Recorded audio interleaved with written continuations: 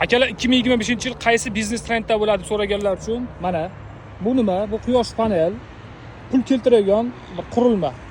Xo'p, mana o'zimiz tom ABT qo'qani birinchi dom sut ro'parasi 50 kilovat quyosh panellariga mana karkas ishlar davom etyapti. Maqsadimiz 100% sotish. O'zimiz iste'mol uchun alohida 5 kilovat panel qo'yganmiz. 2 yil bo'ldi. 3 yildan beri butun O'zbekiston bo'yicha quyosh panellar qo'yamiz. 1000 dan ortiq xonadon tashkilot ishlab chiqarish joylariga qo'ydik. Bu sohada tajribamiz katta. Shu soha bo'yicha o'qiganmiz. Xo'p, aytmoqchi bo'lganim, kimda bir 15 ming, 20 ming dollar puli bo'lsa, ortiqcha qana biznes qilsam ekan deb yurganlarga mana biznesni zo'ri. Quyosh paneli qo'yinglar. Davlat mana o'zidan ortga energiya mensimlar sotib olyapti. Bu narxlar yana yildan-yilga oshish kutilmoqda, xudo xolasa.